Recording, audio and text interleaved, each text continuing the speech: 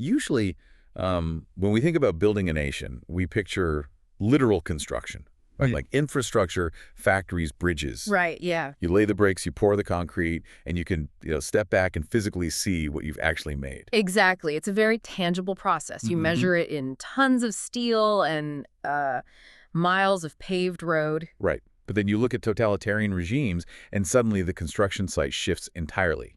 They aren't just building roads. No, not at all. They're attempting to build minds. Yeah. It's like they're pouring ideological concrete right into the human psyche. And, the wettest cement, the most incredibly moldable material they have access to is youth. Yeah. If you want to build a system that lasts for 1,000 years, you don't start with the adults.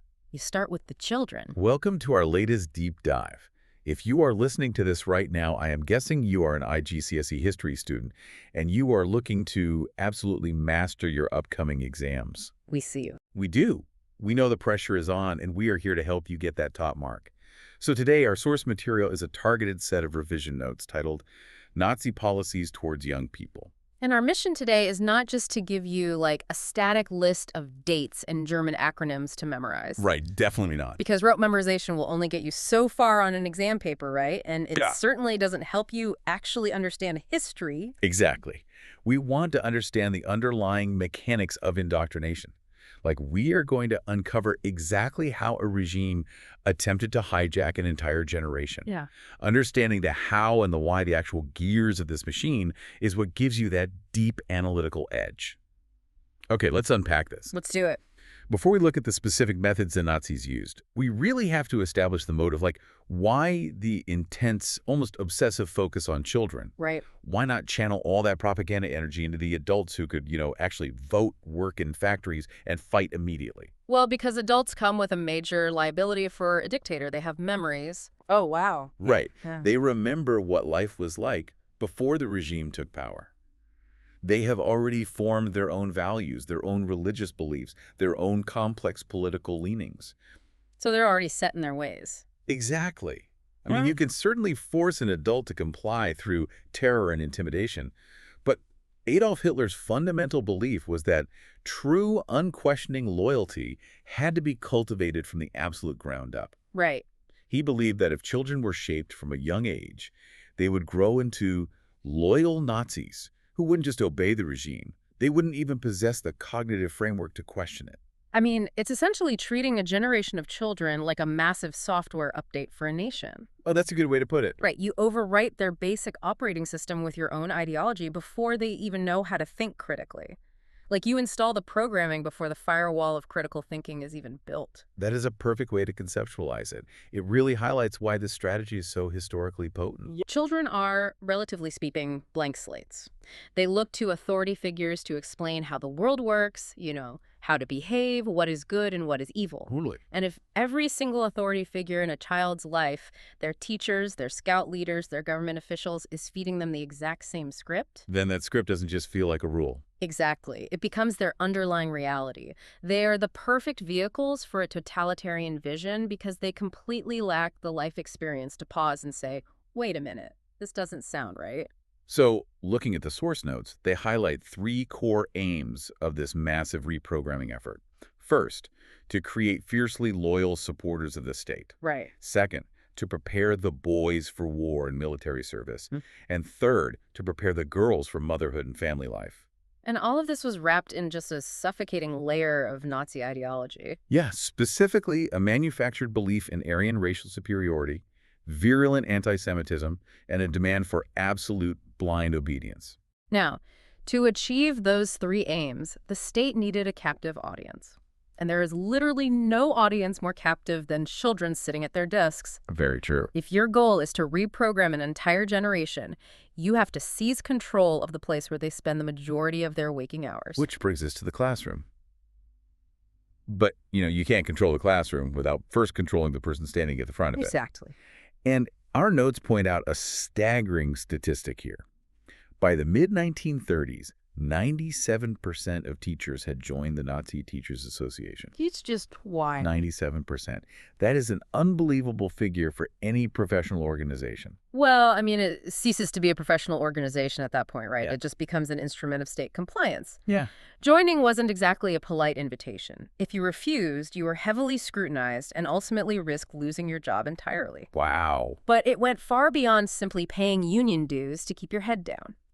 Teachers were actually forced to attend mandatory Nazi training camps during their holidays. I mean, imagine the psychological pressure inside those school walls. Even if a teacher secretly despised the regime, they had to stand in front of their students every single morning and deliver state propaganda. They had to perform, and they knew that if they slipped up, if they showed a hint of doubt, a student might report them. Oh, that's terrifying. Or another teacher in the staff room might turn them in. The classroom was fundamentally transformed from a sanctuary of learning into a panopticon of state surveillance. And with the teachers locked into place, the curriculum itself was completely gutted and rewritten. Let's break down these specific subjects, because this is where the manipulation goes from, like, subtle to incredibly blatant. Oh, absolutely. History class, for example, was completely stripped of objective facts. Instead, it became this continuous grievance narrative focused on the quote-unquote unfairness of the Treaty of Versailles. Framing the rise of the Nazi Party as this heroic rescue mission. Right, and actively fueling hatred against communism and Jews. And geography followed the exact same pattern. It wasn't just coloring in maps and learning capitals. Right. It was a targeted lesson in territorial conquest. They highlighted lost German lands and just hammered home the concept of Lebensraum. Living space. Yes, the explicit teaching that the Aryan race was biologically destined to expand, and therefore, it was their natural right to conquer lands in the East to secure that living space. Wow. They were basically pre-justifying a world war to 10-year-olds. Which bleeds perfectly into biology. Yeah. The focus shifted heavily to race and eugenics. Students were literally measuring skulls in the classroom to classify racial types. Yeah, that's just chilling. They were being taught as undeniable, biological fact that Aryans were the superior race. Think about the terror of being a Jewish student or a Roma student, sitting in that classroom while a teacher scientifically proves your inferiority using calipers. It weaponized science to legitimize cruelty. It really did. And then there is maths. And honestly, I have to pause and push back here on the very concept of what we were calling a school. How do you mean? Well, education implies opening a mind, right? Expanding horizons. When I look at the maths curriculum in our notes, this isn't school. This is a state-sponsored assembly line for producing sociopaths. Yeah. They introduced military-style calculations, Yeah. like figuring out artillery trajectories or bombing distances. Right. Practical applications for war. Exactly. And even more chillingly, they assigned word problems asking students to calculate the financial cost to the state of caring for disabled people. Oh, God. I know. They were using basic arithmetic to normalize discrimination and ultimately mass murder. What's fascinating here is how the very definition of education was inverted. Historically, as you said, education is meant to broaden the mind, to teach critical thinking, to expose students to multiple viewpoints. Right. The Nazi system flipped that entirely on its head. The sole purpose of their education system became narrowing the mind. Wow, yeah. It was deliberately engineered to eliminate empathy, to eradicate independent thought, and to create a highly specific, highly functioning cog for the state machine. And we see that narrowing happen even further when we look at the aggressive gender divide in the schools. The curriculum split dramatically based on what the state intended to harvest from you.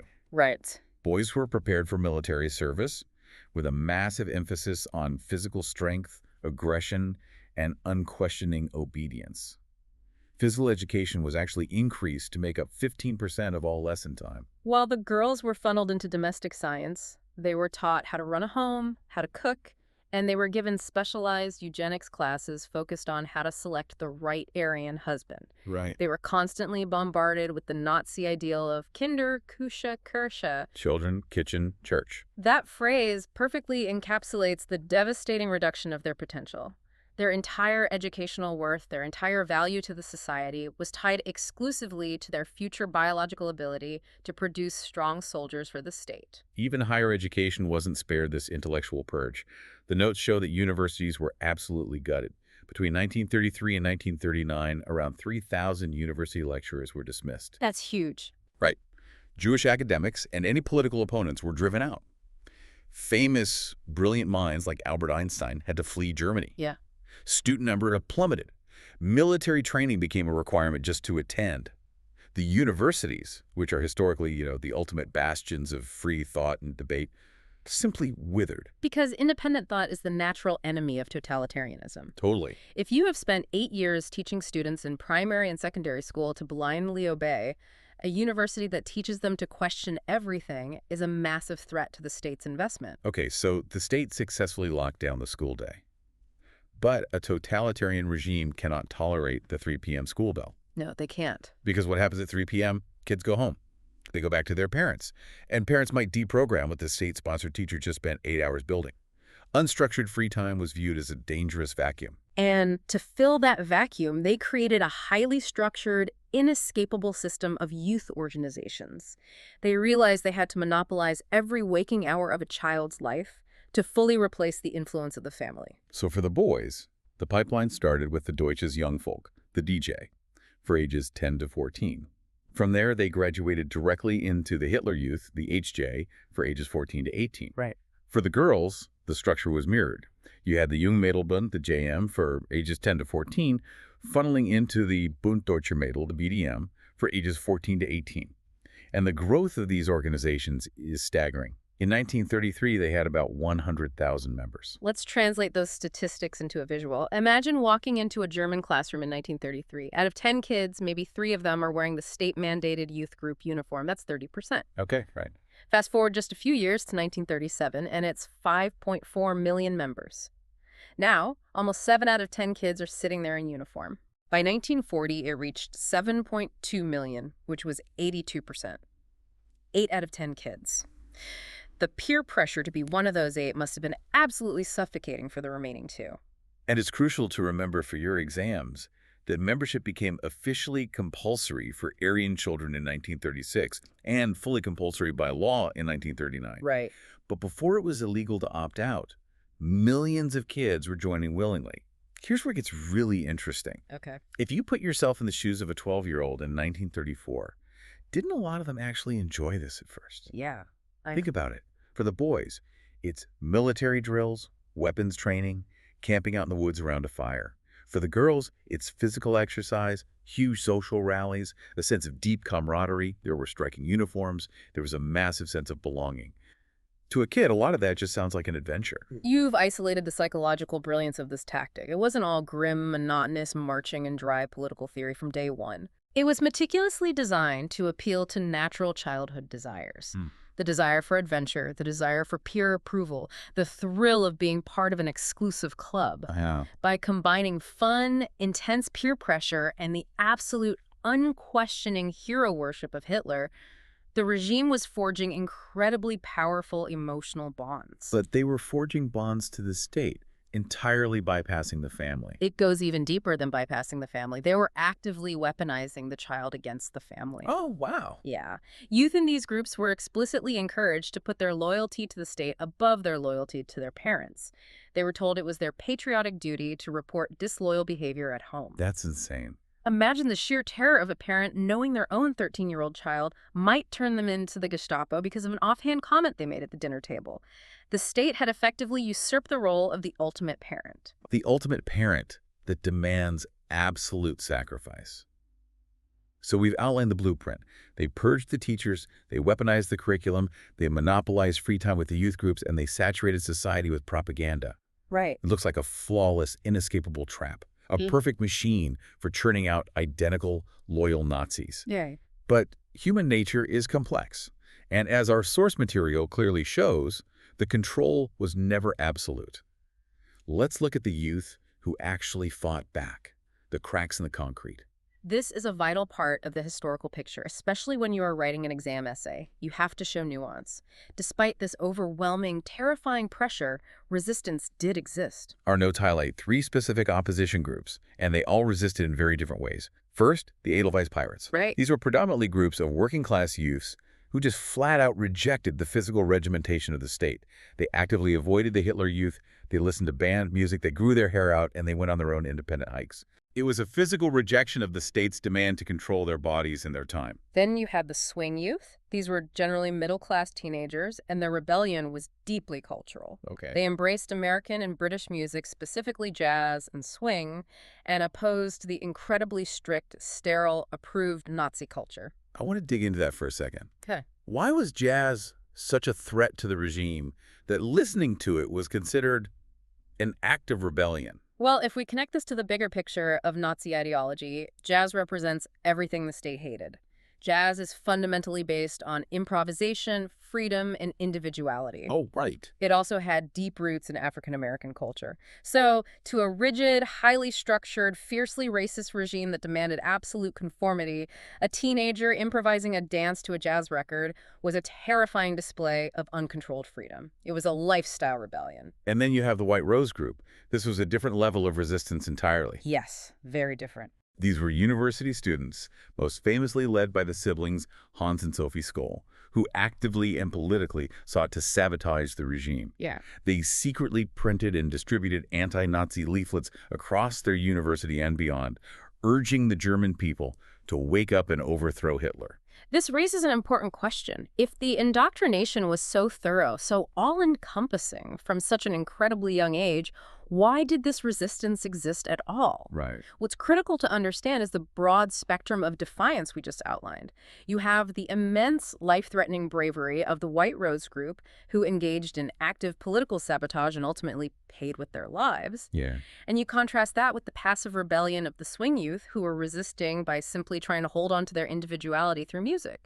Both ends of the spectrum prove that the human desire for autonomy is incredibly difficult to extinguish entirely. So, what does this all mean? It's just wild to reflect on how bizarre and genuinely terrifying it is that simply tapping your foot to a jazz record or skipping a state-mandated camping trip to go hiking with your friends were considered literal acts of defiance against the state. Absolutely. The regime demanded such an astronomical level of control that just acting like a normal teenager became a political crime. In a totalitarian system, there is no such thing as a private life. Everything is political. Right. What you listen to, who you hang out with, the jokes you tell at the dinner table, it all belongs to the state. Therefore, reclaiming any of those small things is a profound act of rebellion. All right, let's bring this all together, especially for you listening as you prep for your IGCSE exam. Let's look at the key exam summary from our notes. That's good. When you are writing your essays, you need to balance the successes and the limitations of these policies. On the success side, the regime undoubtedly achieved massive youth group enrollment. Remember those visuals of the classroom filling up with uniforms? Right. They successfully controlled the entire education system, transforming it into a propaganda tool. And they did succeed in creating a large generation of intensely loyal Nazis who went on to fight in the war. But the crucial advice here for getting those top marks is demonstrating that analytical nuance. A simplistic, low-scoring answer just says, the Nazis brainwashed everyone. Yeah, we'll cut it. Exactly. A top-tier answer acknowledges the terrifying success of the propaganda, but deeply explores the limitations. Opposition groups like the Edelweiss Pirates, the Swing Youth, and the White Rose persisted despite facing immense, often fatal risks. Right. The control was incredibly strong, heavily enforced, and deeply intrusive, but it was never 100% total. Not all young people internalized the ideology. It's that delicate balance of total systemic control versus the stubborn persistence of human defiance. And as we wrap up, I want to leave you with a thought that builds on everything we've discussed today. The Nazi regime was in power for just 12 years. Wow, just 12. We've seen how effectively they hijacked the children in that short, incredibly violent window of time. Imagine if the regime had lasted one more generation. Oh, man. Right? When those brainwashed children of the Hitler Youth grew up to become the teachers, the government officials, and the parents themselves. Right. Would those cracks in the system have completely disappeared? Or is the fundamental human desire for freedom something that can never truly be engineered away? It goes right back to that wet cement we talked about at the beginning. Yeah. If they had just a few more years for that ideological concrete to permanently set. Yeah. It's a chilling thought to leave on. But that wraps up our deep dive for today. Good luck with your revision. Remember to look for the nuance behind the facts, keep questioning the sources, and we'll catch you on the next deep dive.